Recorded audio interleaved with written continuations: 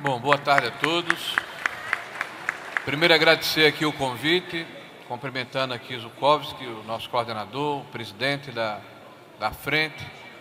Quero saudar aqui todos os prefeitos e prefeitas do Brasil inteiro que aqui estão presentes, de forma maciça, mostrando a sua organização, a sua mobilização, o seu empenho. Como disse o nosso ministro Paulo Guedes há pouco, a vida ela se dá nos municípios, não é no estado, nem é no país como um todo. Ela é muito particular e vocês, sem dúvida nenhuma, representam a população brasileira na sua essência. Então, parabéns pelo trabalho reiterado. Não é de hoje que a marcha tem vindo a Brasília e conseguido importantes conquistas que são divididas com o conjunto das prefeituras e com o conjunto da população brasileira.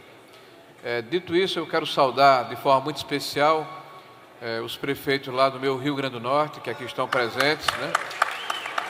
Dizer que é uma honra e uma alegria muito grande estar entre vocês aqui.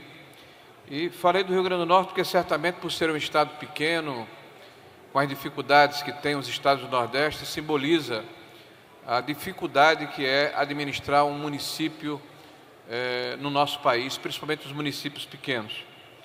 Falar sobre a nova Previdência, para mim, se tornou muito mais uma missão do que uma obrigação, porque nós temos a convicção de que, para restabelecer o equilíbrio fiscal necessário do Estado brasileiro, não apenas do governo federal, mas dos estados e municípios, é necessário reestruturar o nosso sistema previdenciário. A primeira afirmação que eu queria fazer aqui para os senhores é que essa reestruturação é principalmente para ajudar os mais pobres, os mais humildes, aqueles que se encontram na base da pirâmide social do nosso país. E digo isso, e é fácil de ser constatado, porque a maioria dos municípios brasileiros, a maioria dos estados brasileiros, inclusive o meu Rio Grande do Norte e o próprio governo federal, tornaram-se síndicos de uma massa falida. Os recursos que são coletados junto aos munícipes, muito mal dá para pagar o salário, pagar previdência e assistência e a dívida contraída pelos municípios, muitas vezes até com o próprio sistema previdenciário. Tem sobrado muito pouco para investir no conjunto da sociedade, no conjunto da população, para investir numa educação de qualidade, para investir numa saúde pública de qualidade, para investir na infraestrutura e na conservação dos bens públicos, para investir em programas sociais que contemplem o conjunto da sociedade e da população de cada município.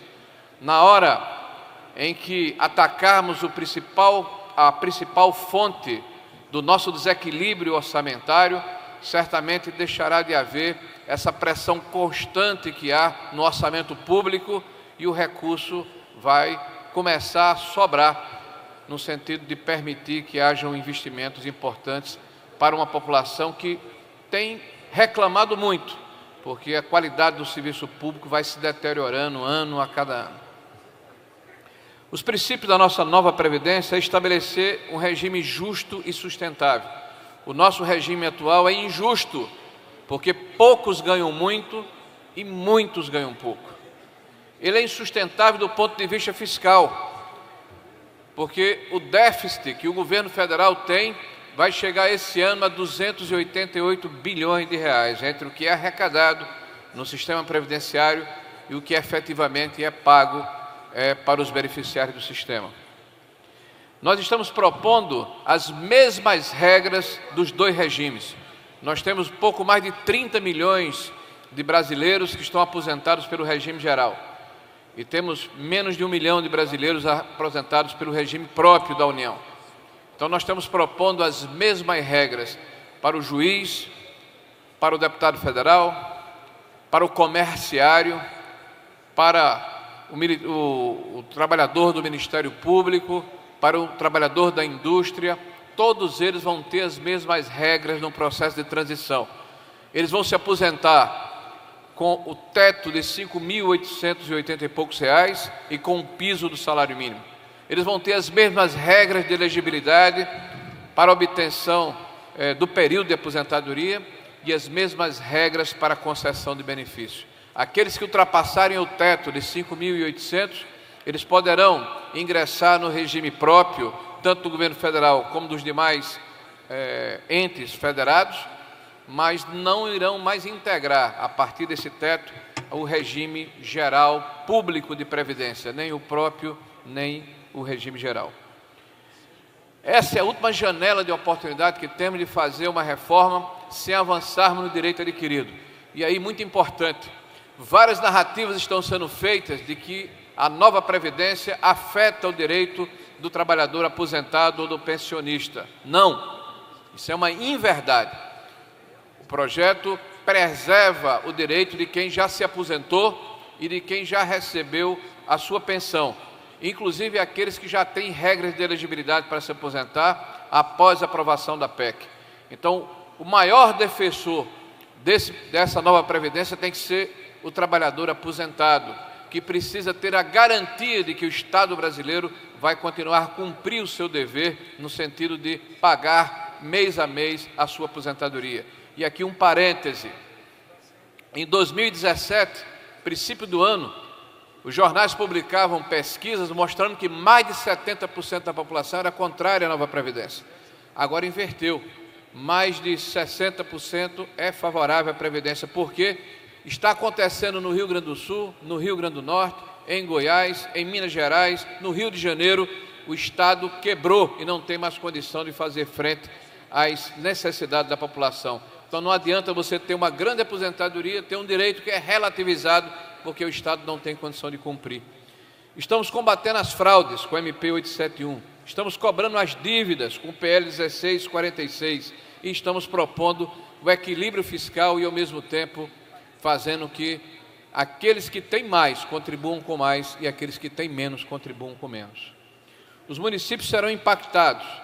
As novas regras serão aplicadas de imediato em todos os municípios brasileiros. Haverá redução de despesas com as futuras aposentadorias e pensões do servidor, que contribuirá por um tempo maior, em função do período que vai ser exigido de aumento de contribuição para o regime geral. A diminuição do déficit atuarial, o cálculo feito pela equipe do secretário Rolim, após o equacionamento, serão revistos.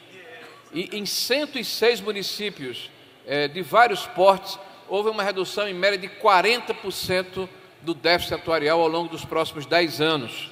Nós estamos falando aqui que no regime geral, nós estimamos que em 10 anos o déficit dos municípios no Brasil será de mais de R$1 trilhão. Isso será reduzido para 676 bilhões de reais. O que significa, gente, que mesmo com a reestruturação do sistema previdenciário, o que nós vamos fazer é diminuir inicialmente a velocidade do déficit e em seguida diminuí-lo efetivamente ano a ano, numa curva suave, mas não vai ser resolvido de uma só penada.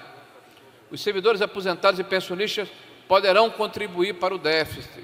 Nós estamos propondo que nos regimes próprios haja a possibilidade de complementação de uma alíquota de até 8%, além da alíquota linear, que será de 14%, e de aplicação imediata para o conjunto dos servidores.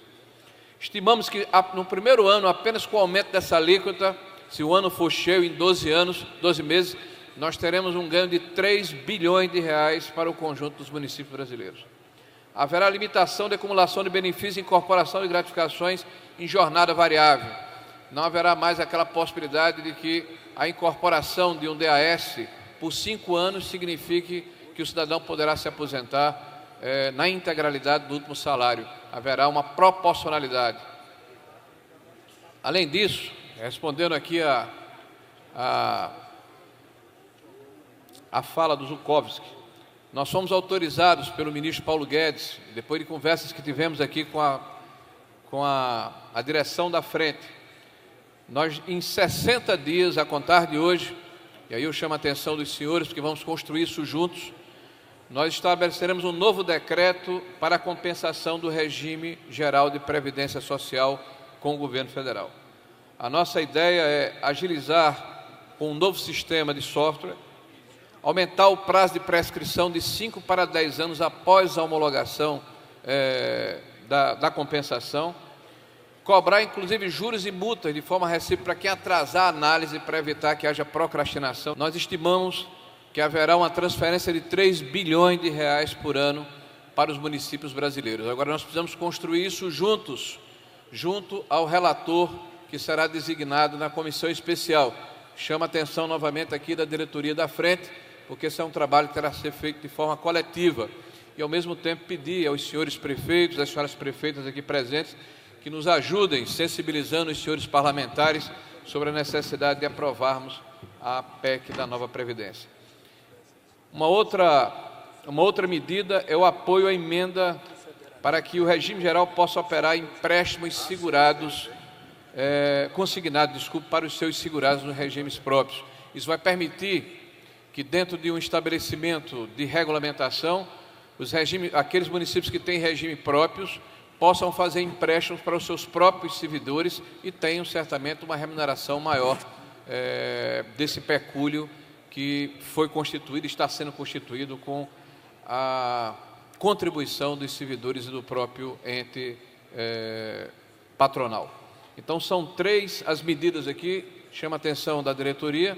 A primeira, a regulamentação em 60 dias da compensação do sistema previdenciário.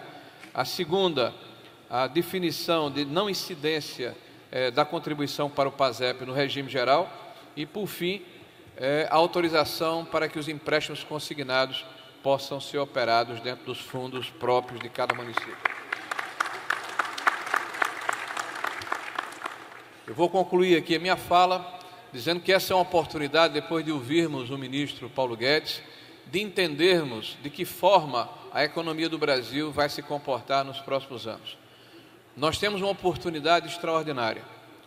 Nós temos a oportunidade de conviver com alguém que tem um diagnóstico assertivo sobre o que foi a economia do Brasil e de que forma ela precisa se comportar no futuro para que tenhamos geração de emprego, renda e oportunidade. O ministro Paulo Guedes tem sido um estimulador e um propulsor de políticas públicas importantes no governo do presidente Jair Bolsonaro. Ele precisa muito do apoio do conjunto dos prefeitos e prefeitas aqui presentes, e qualquer medida impactante, desde a questão do novo pacto federativo, da reforma tributária, do processo de privatização, da diminuição da dívida pública, da atração de novos investidores internos e externos, passa por um alicerce, passa por uma espinha dorsal, que é o reequilíbrio das nossas contas públicas. Isso ocorrerá, meus senhores e minhas senhoras, com a aprovação do novo regime previdenciário, que é uma pauta que não pertence ao presidente Bolsonaro, ao PSL, a esse ou aquele partido, nem sequer ao ministro Paulo Guedes. É uma pauta que pertence à sociedade brasileira, ao nosso país, e como tal devemos encará-la. Muito obrigado, conto com vocês.